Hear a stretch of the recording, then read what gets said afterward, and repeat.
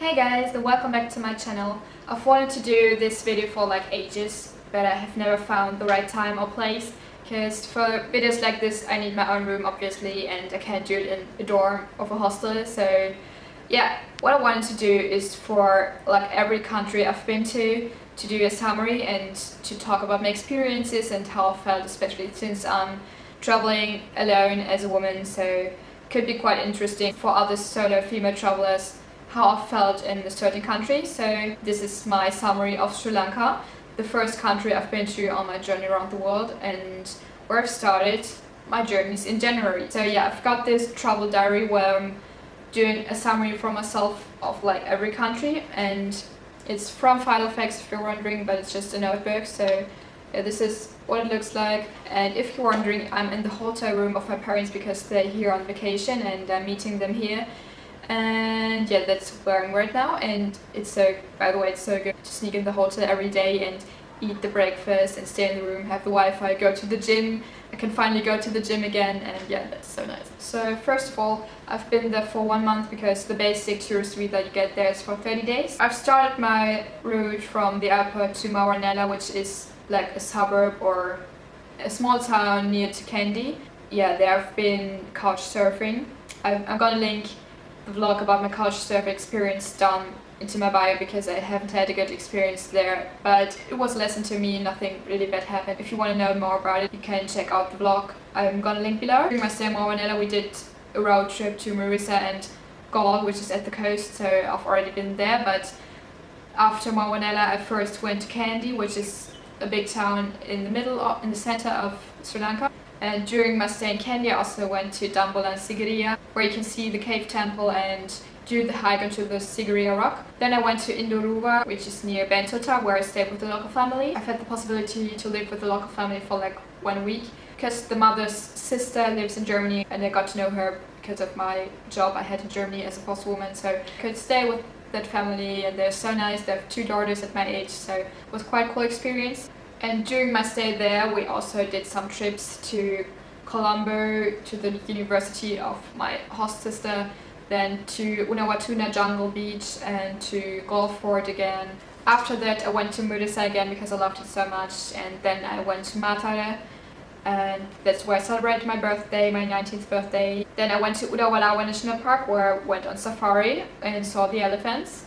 And then I went to Ella, where all the tea plantations and hills are, and there I met a girl with who I went to Kitulgala where to do some rafting. And yeah, after that I went back to Colombo to the airport. So that was briefly my route through Sri Lanka.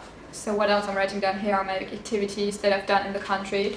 So I've been whale watching, done like a fish spa, but in the open river. I've been on several boat tours, then I've seen a lot of temples, climbed some rocks and swam in the ocean, beautiful ocean in Sri Lanka, and I've also swam in the river. I've seen a Sri Lankan university, I've been at the Jungle Beach. I went by tuk-tuk, bus and train, which is quite an experience in Sri Lanka and India. Then I've done couch surfing, seen a lot of monkeys. My first scooter ride was in Sri Lanka on my birthday. Then I went rafting and waterfall sliding. I lived in a kind of open hut in the middle of the nature. I went snorkeling, saw wild elephants and buffaloes. I went partying and I ate street food. Some of these things may not appear special to you, but for me it was, because it was my first country and everything was new. So yeah, and I'm just appreciating every experiences I'm going through.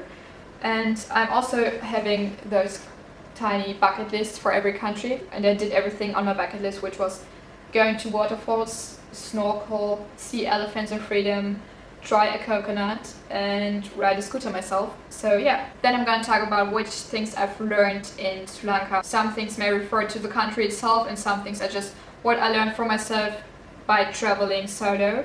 And yeah, some things may not refer in any way to the country, but it's just what I experienced and learned during traveling alone. And yeah, so the first thing I've learned is not to pigeonhole myself, because I think most people have like a role model or just a kind of lifestyle they try to live. I just learned not to pigeonhole myself and put myself in any kind of lifestyle. I just realized that I can be everything I want to be, and I choose that for myself. So one thing doesn't exclude another thing, although they may appear like opposite things. For example, I learned to be more minimalistic since, I don't know if you know, but when I came to Sri Lanka I had like this massive suitcase because I thought it would just be more handy to travel with a suitcase, and I thought, oh my god, I'm going on a journey around the world for I don't know how long, for like on unlimited time, I need so much stuff. But actually that wasn't the case, so I gave up half my stuff and bought a smaller suitcase. Today I'm traveling with a backpack actually, but yeah, so I learned to give up my stuff and be more minimalistic. But on the other hand, I still like fashion and styling myself and also wearing makeup, so those things do not have to exclude each other. Also like being spiritual, doing sports, doing yoga, meditate, stuff like that. On the other hand, you can still eat crap from time to time or go on parties, drink alcohol. It's just up to you. You design your own life. That's just what I've learned. I don't want to give any life instructions right now. Okay, sorry, I just had to change the battery. So yeah, what I wanted to say is you can get everything everywhere. It's not like you're going into the jungle and live like I don't know who. But yeah, you can just buy anything everywhere, so don't bring that much stuff. Yeah, then another thing I've learned is give a lot and be very helpful, and you will get it back in any way. If you help people in any way or just be nice to them and give a lot of what you can give, so people will do the same thing for you. They will appreciate it and it will always come back to you. That's the kind of karma I believe in. It's not like if you help that dog then tomorrow something good will happen to you. It's just like if you give and be helpful, people will do the same thing to you. That's the kind of karma I believe in. Especially in Sri Lanka, people are so helpful. So the last thing I've learned is that I should try to be more loose from time to time and just to let loose and enjoy the moment, because I'm often so just thinking, overthinking stuff, and just to let go and enjoy the moment. And because I'm now here, I'm living my dream. It's, yeah, as you can see, it's always been my dream to travel, and it's what I've always wanted. So now I'm here traveling in those beautiful warm countries, so I should enjoy it and enjoy every single moment. So yeah, I've just realized that I should do that more often and just be in the moment and focused, and also just appreciate that I'm here and that I'm able to do that. So the things I appreciated during my time in Sri Lanka is a bit more personal, but I still feel like telling you. So the first thing is that I felt so welcomed by the family, and they really made me feel like a family member. And the father repeated saying that I'm like a daughter to him, and they always cared about me, and they gave me so much food. I couldn't eat anymore. Oh, it was too much actually, but the mother cooked for me and the father came home with food and a Coke and stuff like this just for me.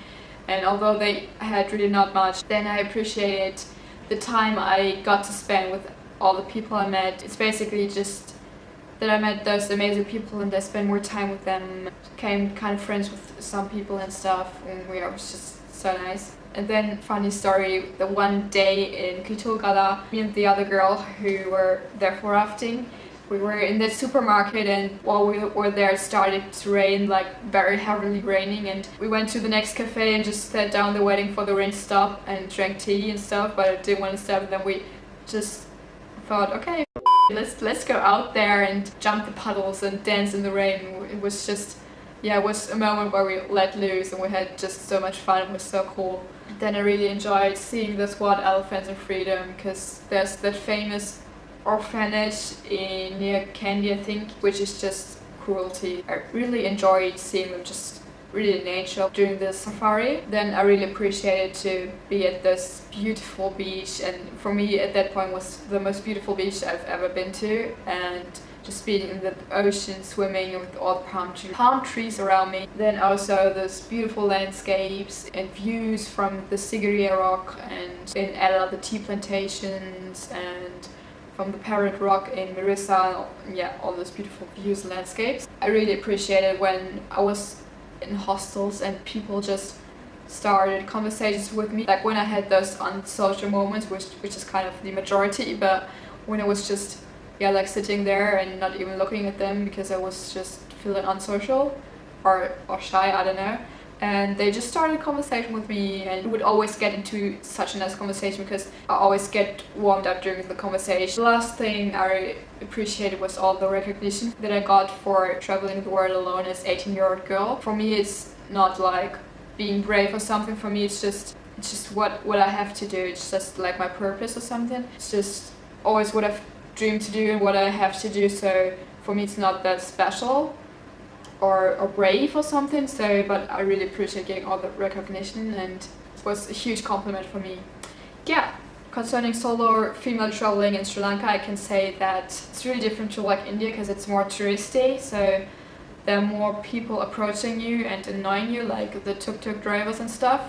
But on the other hand, they're also more helpful and more interested because, yeah, it's basically people are more interested in you. Some may be more interested because they want to sell something to you or something like this, but on the other hand, people just want to be helpful. So it can be good or bad. But yeah, if you want to come to Sri Lanka or India, you always have to have that mindset that this shouldn't bother you. Yeah, even if someone really says shit to you, you just have to have the mindset that you don't care. I mean, sometimes it's annoying, but it's not that bad. It's not a difficult country or something, so it's really manageable, and it will give you strength and you will grow from it. It's a really beautiful country because it's very diverse. It's so nice that it's such a small country, so you can get around easily. Like the longest ride you will have will be like 3 or 5 hours, and the landscape will change completely during that ride.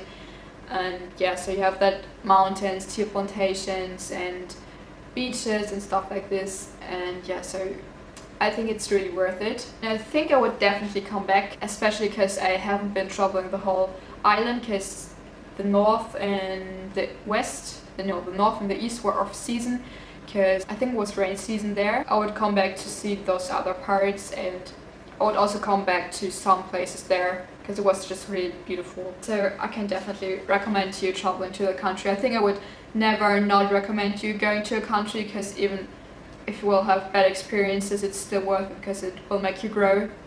And I think every country has got its own beauty, even if people might be shitty, which you can never say because everybody's different, but still every country has got beautiful landscapes and a beautiful culture. So, but still, Sri Lanka is not a difficult country. I mean, there are easier countries, but still it's a nice, beautiful country, and yeah, also a nice culture, all those Buddha temples and stuff. So yeah, that's it for the video. I hope you liked it. I hope it was helpful in any way. And yeah, I hope to see you in the next video. Goodbye.